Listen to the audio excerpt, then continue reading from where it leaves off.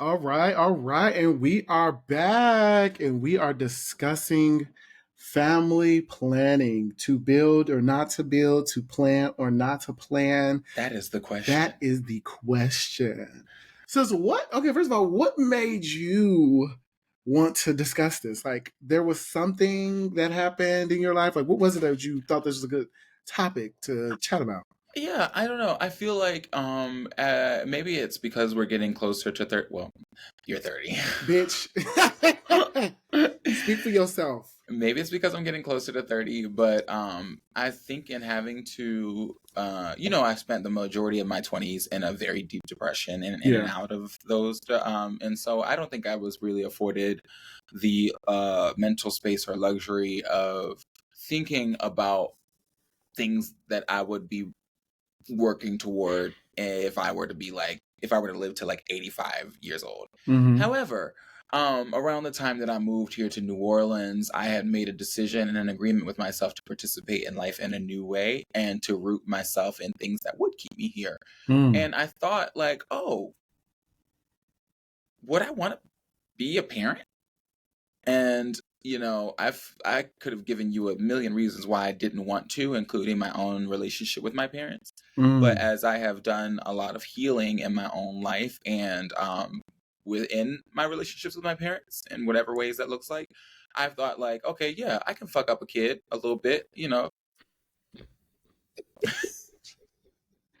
I could do some damage. I mean, I say that because I feel like there's this pressure to be a perfect parent, which doesn't exist. Like in whatever ways that we love our kids and show Yeah. love, like we're gonna mess up a lot. So Yeah.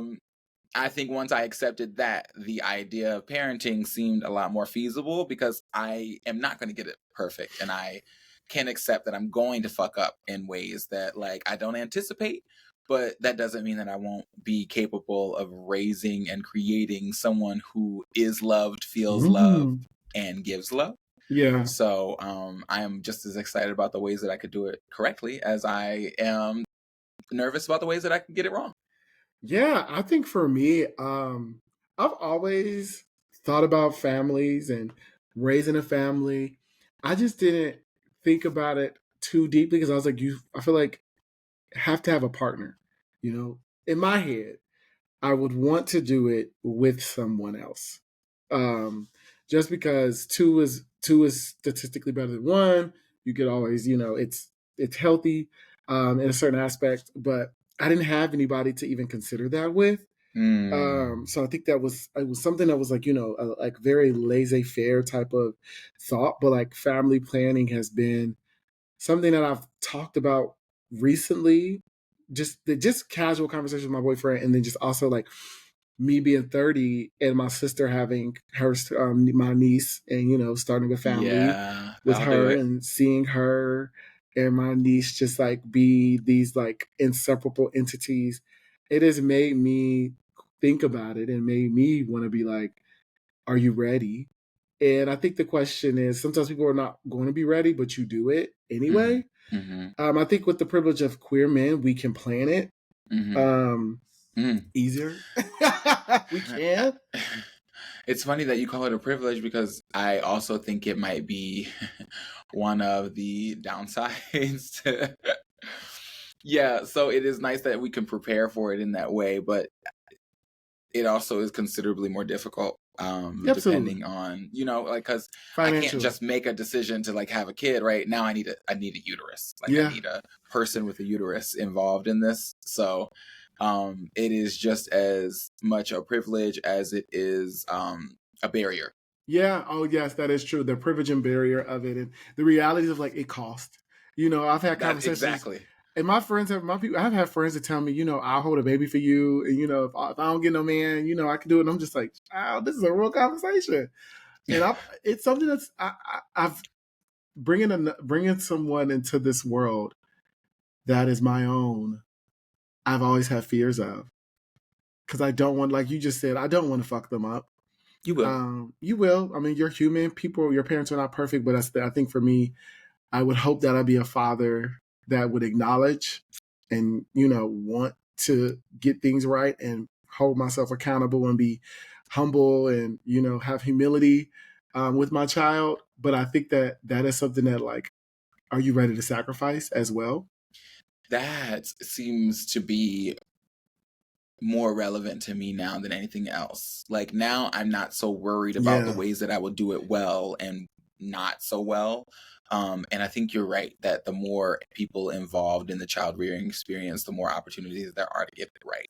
Right. Yeah. Because we are humans. We can't meet every need. And some of us have strengths where others have opportunities of growth. Yeah. So like I might be the parent who's good at, disciplining, but might not be the parent who is good at, like, I don't know, identifying, Emotion. which isn't true for me, but let's say Yeah. Yeah. That's what I was hypothetically. saying. Not you, girl. Yeah. But Yeah. right, like, or let's say that I feel like I'm the parent who probably would be really good at that emotional world, but might struggle with accountability in some ways. Like Mm. I am good at saying, okay, I've said this many times now.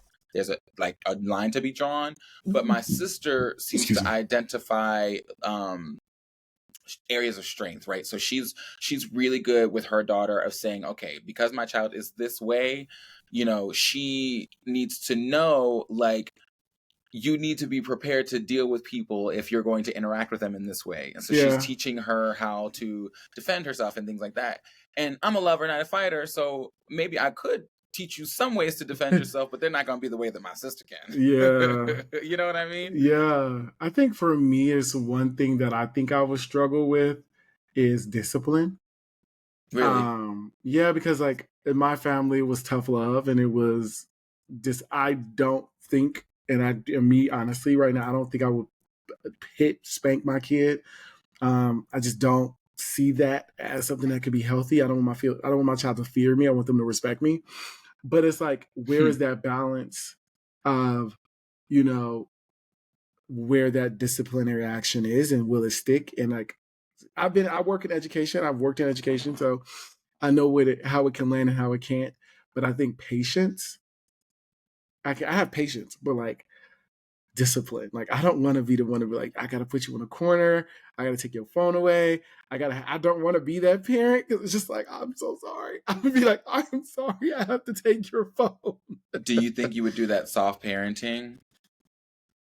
I think so. I think I wouldn't. My father was very much like, he didn't have. My dad was very much, he had high expectations for us, and when we didn't hit that, it was just like this, like, disappointment I didn't want to have for him. So it was like, I fear discipline, and my dad didn't even like physically do anything. He just would like have a conversation and just be like, wow, Dad, like this is not what I expected from you. And I just be like, I am so sorry.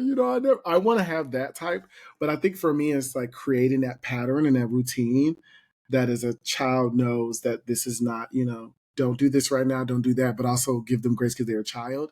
So I think that's what I would struggle with is like, I don't want to be like, okay, you cannot get snack right now because you are yelling. Well, let me ask you this. Well, I'll keep that question in the back of my head. But I want to say too that, like, I don't do spanking. I tried to spank my niece one time when she was You told me this story, I think. yeah, I think she might have been like 4 or something, and I hit that girl, and I just like heard the sound of it. I saw her face, and I felt like a monster, and I was Yeah. like, okay, I can never ever do this again. And I knew from that she probably doesn't even remember it. But I had decided that I would. My big ass hands don't need to be hitting Right. nobody's child. Like Just I'm a big nigga. wow. I'm a big nigga. I don't really have no business Hitting putting my nobody's hands on kids. nobody. Like, come on, come on, come on. I'll beat somebody's Nobody's ass, but not a child, kid. but Yeah, not I'm no not. child. I Yeah, don't not have no no child. We business not. putting my hands on nobody's kid. Yeah, So I know I won't be doing that. I wanted to ask you, when you have in mind of what the goal is in parenting, like what would your goal be? Because I know what I think I would want to mm. do as a parent. Like, what is your goal in raising a kid? I think for me, I would want a child. This is a great question because I think I haven't thought about this fully. Is I would want that child to be able to have an identity of their own. And I would want them to not be afraid to be vulnerable with me or be honest with me. because of the fear of ramifications. I think that trust and patience is the best way to build a healthy relationship with your child. Um, and I think that's what I would want for my child. I just want my child to be the best person that they can be and want to be on that journey with them to see where life takes them. I always have wanted to know what my child would become if I had one. I think that's what I'm always just fascinated about is would my child be a doctor? Would they be an artist? Would they be a engineer? What would they do? But I would always want to provide them with ample opportunities and resources to explore because I had that as a child. I will say I will say that my parents, once they started to understand that Devery is very inquisitive and very much into things, they allowed that to happen. It took a while. I will say that it did take a while, but I would want my child to be like, Dad, I want to try this today. And I'll be like, okay, let's try it. You're a kid. Let's see Yeah. if you like it. I don't want to feel like my child has limitations. Um, but I do want my child to be successful, whatever they do. Yeah. I do honestly, transparently want my child to at least get a 4-year degree. Okay. Statistically, that is, you will have a little bit more opportunities allotted to you. Now, I'm not saying you don't go to masters. I'm not forcing you to go get all those degrees. I would just honestly want my child to at least attend a bachelor's, but also because of the university aspect, just because like you're building social awareness, you're out on your own for the first time, networking, you resources like utilizing like you're not around your parents. I would want that for them, but yeah, I don't. I think I just want my child to be like amazing and healthy and happy and be like my dad was there to help me. My dad was there to support me. Yeah. I think my goal would be to raise a well-adjusted child who Mm-hmm. has a healthy perspective of love, who values achievement, Yeah, and who really believes in themselves. I think that those would be the things that would be really important to me.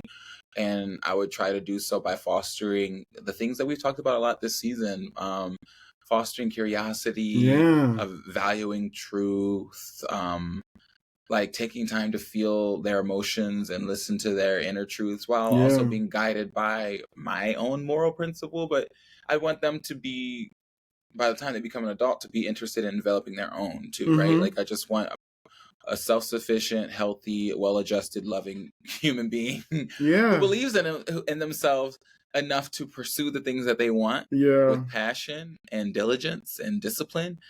Um, and I don't know. I just would be curious about ways to foster that in childhood.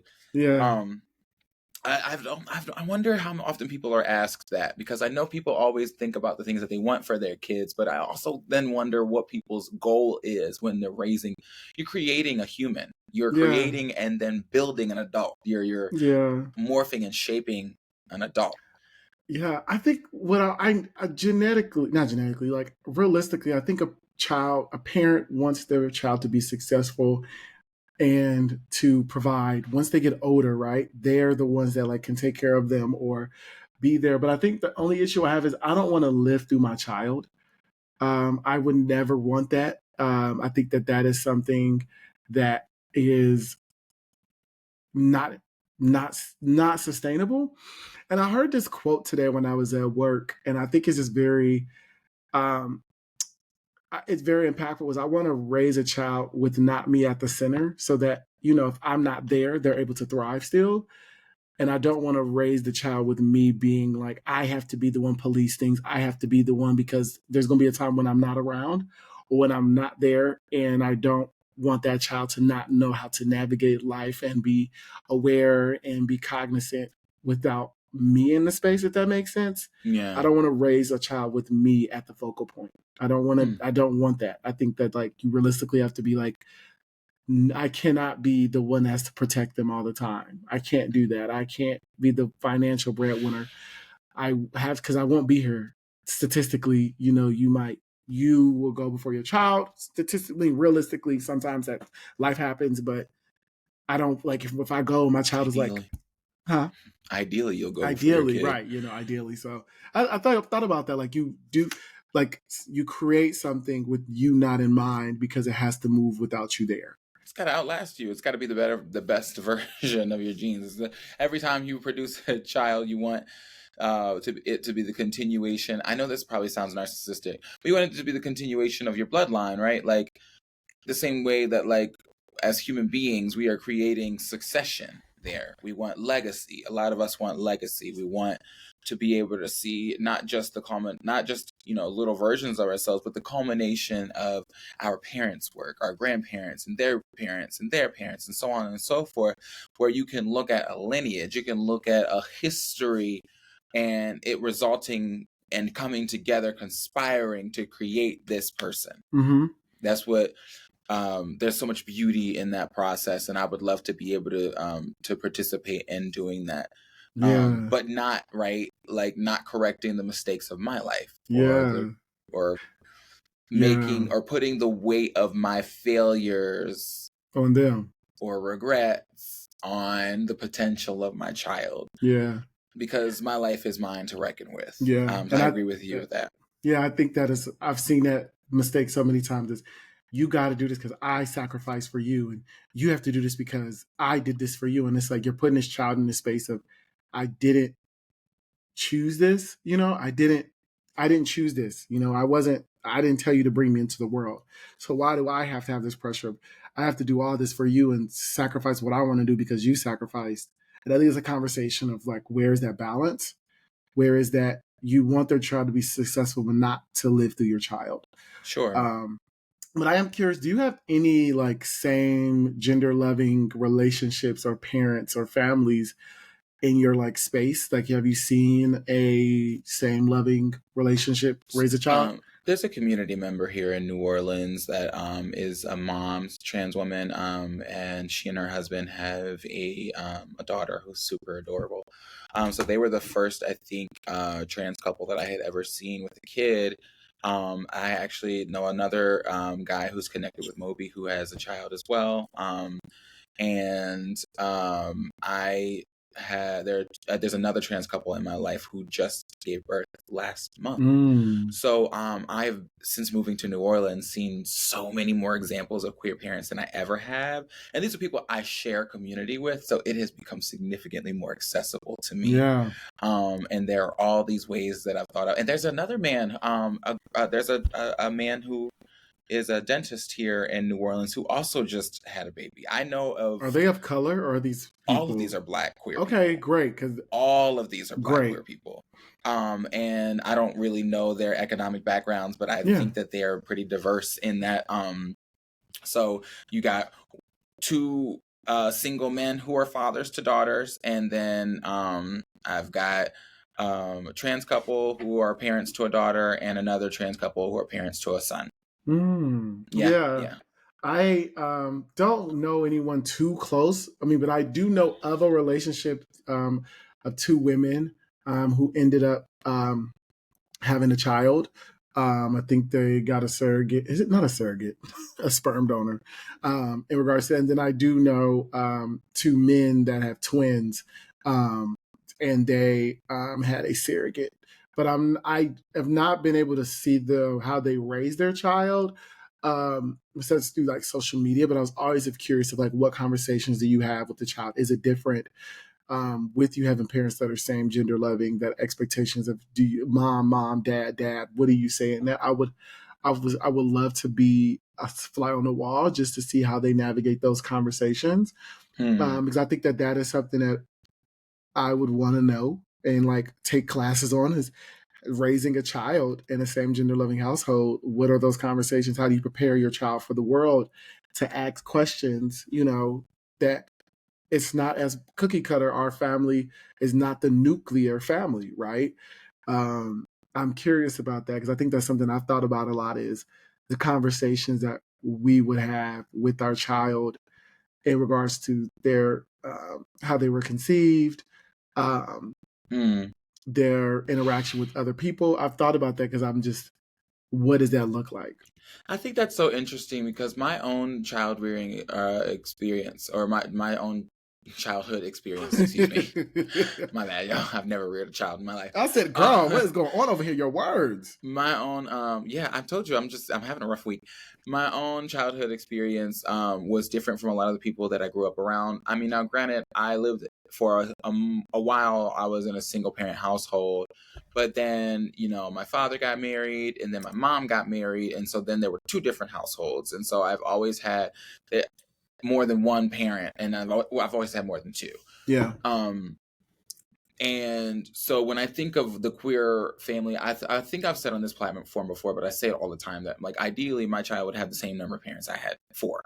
There would be two separate households that are like contributing to the wealth and development, well-being and development of this child. Village. It was a village. Right. And so, like, in an ideal situation, it would be like me and my partner, and then someone with the uterus and hopefully their partner or whomever, contributing to this kid. Now, I don't know if I can successfully conspire to make that happen, but like in an ideal world, that's what the parenting situation would look like for me.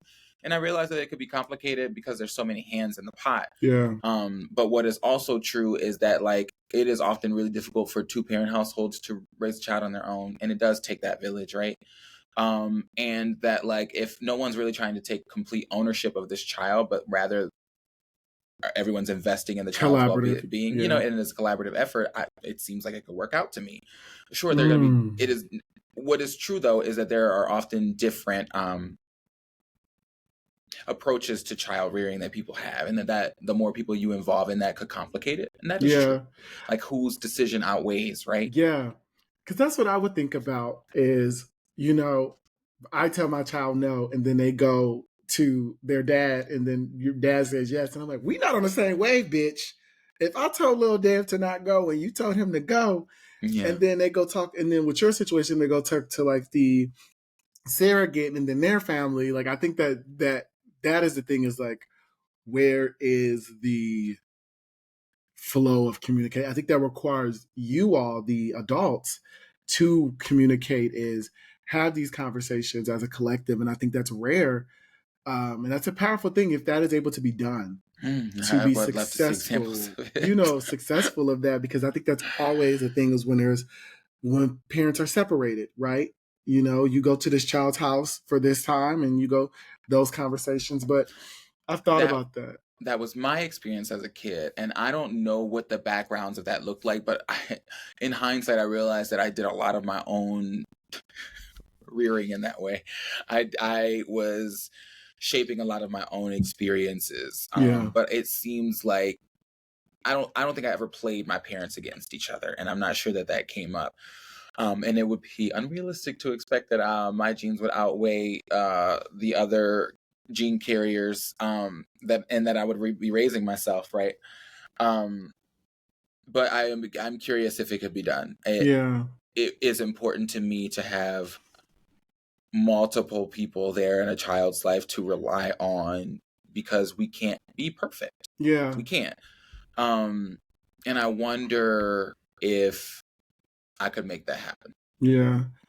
I've been thinking about this a lot, and I think it's because we are starting to see a lot of men invite people in, or be transparent in who they really are after they've been married or had children. And your thoughts about that? Because we're starting to see Black men specifically, because that is an issue in our communities. We can't invite people in because of the perception, the fear, all of those things. And we are starting to see men do that at an older age, but they've already had a wife for years. They have children. And now, they're living a life that they've wanted to, but now they have this layer of, okay, this is who I was before I invited people in. Yeah. And I know a lot of men who've started families and either left those families or they just had a child and were never actually with the mother. And then now they are in same gender loving relationships. I mean, I've interacted with a lot of fathers. Whoa. Okay. She says she's interacting with some fathers. Okay. She said, not where the son's at, where the father's at. Okay. Girl, how was that? So when you was fucking, when the dad was over there banging your guts, I didn't know until afterwards that they It were wasn't your business. it wasn't my business, and they were not actively married. They just happened to have kids. Because I'm Yeah. not home wrecker, I have to say that on the record. I do not label people's husbands, but I do label people's daddies. Okay, that part. That part. I think it's No, Karamo. I think is someone that I think about, right? yeah, that's a great example of a person who he didn't even know he was a dad, right? Is that what that was? Did you tell me that? I don't think he didn't know he was a father. Yeah, Yeah, until he didn't know that. and I know of at least 3 men in New Orleans who have more than one child, and they are they never married their children's mother, but now they are in same gender loving relationships. I don't know. It happens often. Hmm, yeah, it Yeah. happens often, and that's something to say about like biological function, like our yes, semen and And eggs come together to create embryo. embryos. Now, come on, anatomy. Okay, anatomy. That's I the just most I got for y'all. Biology. That's the most I got that's for all we y'all. got now. That's so far. I got even I even work in biology and I be in them things like. But no, I think about that. I think about the relationships with the wives or the girlfriends. Their Or just mindset the sexual sometimes. partners, because sometimes it isn't even like there was never Oh really yeah, a sorry. They're relationship sexual there. partners. Like, did I? Somebody used to be like, I remember I had a girlfriend before, and she was like, "Did I turn you gay?" And I was like, "Girl, Oh, nobody." that's so sad. It's like, no. I think if we understood sexuality on a realistic plane, that people are just attracted to who they're attracted to, it wouldn't feel like that. But of course, there are some socio sexual things happening there. Is that what I wanted to say? Socio, whatever. There are some sociological issues there as well. I don't really know we'd have to do a poll of what men are finding in partnership with other men that they're not finding in women. But like, Truth. let's But I think that the same could be said if women have healthy relationships with each other. Like, let's Yeah. ask a lesbian what their favorite thing about being in community and relationship with other women is. We need to start having honest conversations about the kinds of relationships we have with women. I love and prefer having relationships with women. I think my Yeah. relationships with women are easier. I communicate with them well. I can do partnership with women Yeah. very well. I just happen to not be sexually attracted to them. So raising a Same. child with a woman would be a collaborative experience for me. I Yeah. think I would very much enjoy raising a kid and with a woman. That is not something that I've ever thought would be a bad or incompatible thing for me. Yeah. But it It's a is true that village. like, so like I'm not out here thinking like, oh, I have to raise a man with a kid. It could happen for me that I go the rest of my life single, but I don't want that to be the reason I wasn't a parent. Yeah. I mean, can you? This is. You could. It's a longer process to try to, conceive a child or um, do a surrogate when you're a single parent. I mean, sorry, when you're single. Yeah, that's. I was like, I've never. I don't know. I think that. Andy Cohen has it. I mean, Andy But Cohen is Andy a was in a single man who has two relationship. kids. I did not know that. Yeah, he was in a relationship. Yeah. I didn't know that at all. Yeah, Andy was in a relationship. Is he still in one? Mm-mm. Let me not lie. I think that he was. Wait. I thought that was a single man having a kid on his own. Let I'm me pretty not certain that Andy was having lie. had them kids single. Let me not lie because that is do not. But he's a wealthy person too. So there's Yeah, that. he Like could. Yeah, he's a he's a wealthy person. great candidate for being a provider. He can provide. That man is fully capable of providing what he needs to for Yeah, his kids. disregard me. I do Yeah, I was apologize. like, Andy was single. I'm pretty sure he has said that repeatedly that he was single and he was interested. He was just ready to be a dad.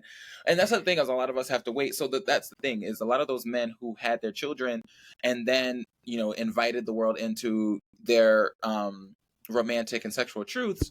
Those men had their kids young, Yeah, and there's so much. I don't want to romanticize that experience, because being a young parent has to be difficult, and you don't really have a absolutely. lot of the experiential knowledge you need But you're to do it youthful. well. Right. That's the thing. It's like a catch-22. You're youthful, but you're youthful. So You bitch. won't, how about you won't get to 45 and be like, damn, I wish I was a dad. You're gonna Yeah, be like 45 and your kid's like, 25. right. And you're like, damn, Is I that got to be right? a Is that dad. is And that math? I grew up with my kid, which maybe wasn't ideal, but you know, I did it right. I Like would I have me. checked I this would. I think experience that'd have been off. like for me. I wouldn't do having a child younger because you get to see them go through life a little bit more. That's all. Sure. But like, I can't think I, about that now. I am so glad that my sister had a child young, and I got to see what that experience was like, and I'm glad that I got to have the relationship that I have with my niece. But I have reserved the right to be selfish and to be the worst versions of myself in my younger years, and Yeah. to work on being better so that I could get to where I am today and have the perspective I did. If I had been a parent when I was 20 Yeah. and I was resentful of my parents for all of the mistakes I felt that they had Yeah. made. I thought that, all I could really look at were the ways that my parents didn't show up for me and the ways that they had harmed me, and didn't have enough perspective to see the ways that they created the person who could sit in front of them and tell them the mistakes that they made Yeah. and what they should have done better and how I intend to do it better.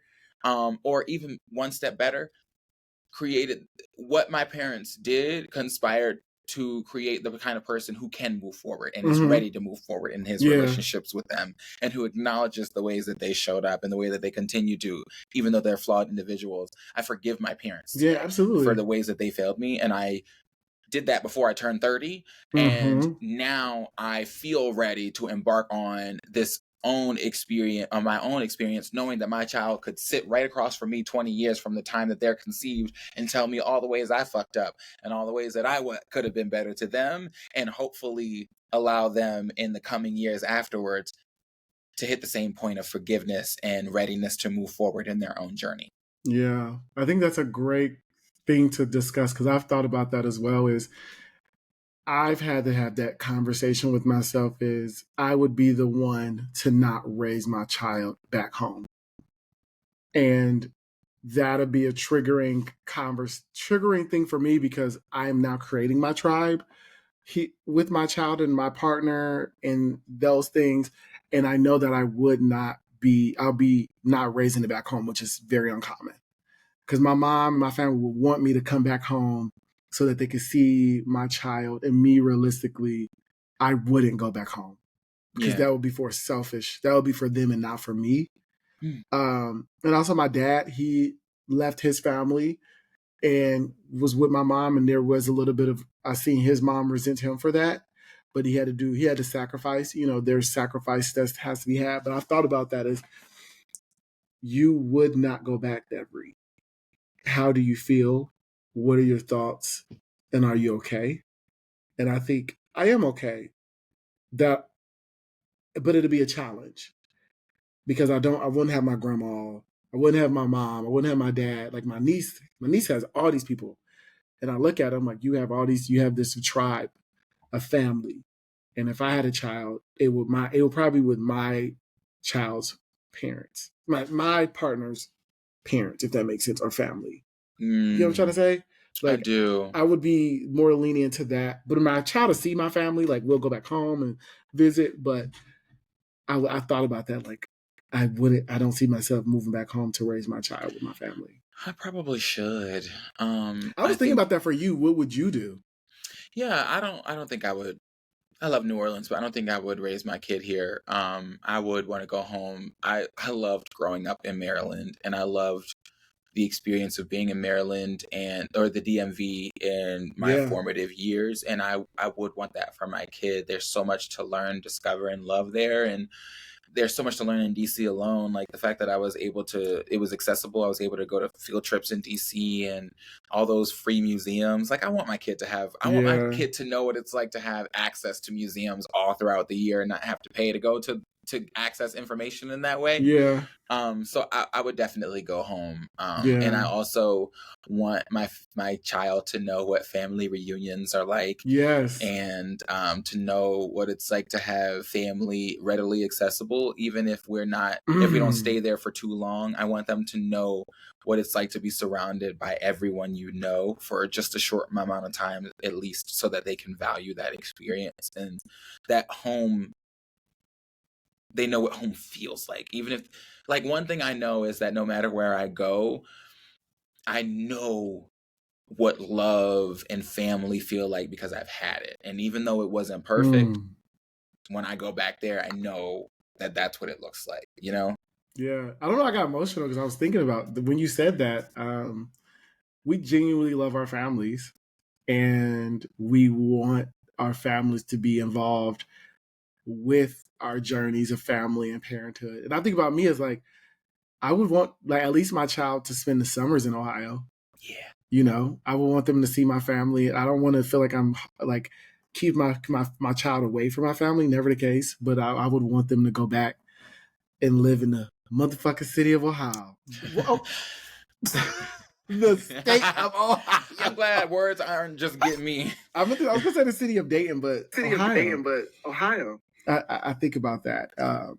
But I think we would be amazing fathers, parents, and I think I would love to be in your tribe and vice versa. You know, helping each other because it really is authentically about a tribe. I think for me, I know I couldn't just raise a child, you know, by myself, me and my partner. I know that it would like I grew up and I believe in a family is more than just the nuclear. You know, Yeah. people in the neighborhood that are safe and you trust. Yes. You know, all of those things. Because I grew up, I had a house of 8. You know, my grandma, my aunt, my little cousins. We always was doing those things together. So, I would hopefully would love to have an opportunity where at least my friends and I have kids and we're able to like do that. But we'll see. But I am wanting to have a child. I love that we've gotten to this point because I feel like earlier in my time, like I was always just told that like we weren't allowed to. Like I hadn't seen. I had never, when I was a kid, I never saw two black men raising a child Yeah. together. I didn't see single black gay men raising kids. So it really seemed like being partnered with a woman, being married to a woman was the only way that I was going to have access to a family. And now that Yeah. I've seen these queer families, it seems more accessible to me. Yes. And, you know, people even told me, oh, well, you know, we're gay. That's not for us. Like I saw messages from queer men that like that wasn't something that we should aspire to because And we that's had been so rejected crazy. from the experience, right?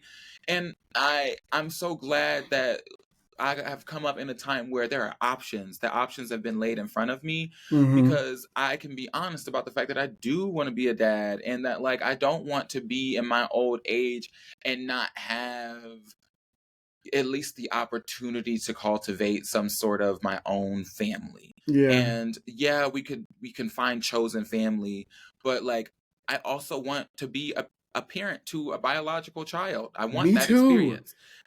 And even if I were to adopt, that's fine, but I want my kid, you know? I want to be a parent in that way. And sure, I could have chosen to parent someone else's kid, but I want mine. Yeah. And I really don't care about what that says about me or about like a narcissistic experience or anything like that. Like that's just what I want. And I think Yeah. I'm entitled to want it. Now, Yeah. How we gonna get it? how we gonna get it is another story. I'm not a uterus holder. I can't Right. just, I can't go to a sperm bank and be like, I'm about to create a baby. And I certainly can't go to a egg bank and do that either. So I'm hoping and praying that the decisions I make from this point forward are conducive to me creating a family. I think if I'm not able to have my own kid, that'll be the single greatest regret I have if I go to the end of my life and I'm not a dad. I think I will greatly regret that experience. And I have always wondered what things I want more, and I can only tell you that in the last year I've said I want to be a dad so bad, and it's not something I'm approaching childishly or without deep thought or awareness. I know that it's going to require a lot. Economically, financially, I know that I'm going to have to sacrifice a lot of my own wants and desires, but it is an experience that I want to have. And I intend to spend the next 5 to 10 years creating a life that uh, is conducive to it. Yeah, I love that. I've always wanted to be a father. I didn't know how I was going to be one, but I knew that Dev will be a great dad. And I know that I want it, and I did something that I think before I leave as well is that be my biggest regret is not being a father. So yeah, but you know, life is life. Life gonna life, and then technology's gonna take knowledge. Maybe one day you might not need an egg.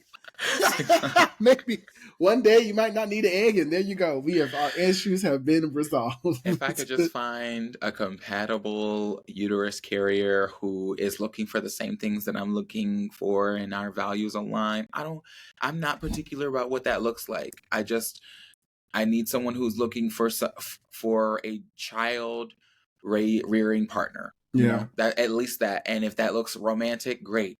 And if that looks just like community, great. But I need someone who has the missing pieces of the puzzle to my family. Yeah. And it can be done. Shout out to all the queer, same gender loving, non nuclear families, parents out there. I've Real seen a shit. lot with me when I did the Rainbow Task Force and things of that nature, just was with the kids with the drag bingo, drag story time. But just shout out to all those individuals. Y'all are doing a lot of great work and we're just super proud. But we just want to Yeah. close out because, Yeah. you know, time is timing. But this is, like we said earlier, our season finale. So this will be our last one for a little minute. But in the meantime, please watch our old episodes, comment. We will be still posting on social media. We won't be gone too long. But anything before we go into our closing, Darwin? I want to thank you guys for listening. I'm so glad that we have gotten a successful run of the show again, and that it's been just the two of us. It feels so good to be back into the kind of space that we were when we started, at the heart of Yes. having these conversations that are relevant to us and hopefully to other people who share demographics with us, or maybe who don't. But like that we get to come here, tell our truths and our hopes and our desires and our dreams. And having a space to do that, like that Black Boy Joy, is something that I am always grateful for. And I can't wait to see what the next installment of episodes looks like for us. But I'm so glad and wouldn't be here doing this with anyone else than you, sister. Thank you. I appreciate you as well. I just think about how much we've gone through, and we did another successful season, and just more in the future. We don't know where we're going, but we know we're going up. So I just appreciate me being on this journey with you and just having a ball. But you all can continue the conversation with us, of course. You know, Derwin, where can they listen and talk to you and chat with you at? You, you guys know you can find me on Instagram at Derwin King. That's DerwinKing. And you all can follow me, chat with me on my socials at _Lord Every. That is _LORDEVERY on Instagram and Twitter. You also can chat with us on the podcast social media. That is That Black Boy Joy Pod on Instagram. On Twitter is That Black Boy Joy. Is it That Black Boy Joy, sister? Do you remember on Yes, Twitter? it Yes. is. On YouTube, it is That Black Boy Joy. You also can write us as well at That Black Boy Joy Podcast at gmail.com. We are all on all streaming platforms. So please listen, like, subscribe, chat, do all of it. We love you all. And like we always have to end the episode with is please be so in love with who you are.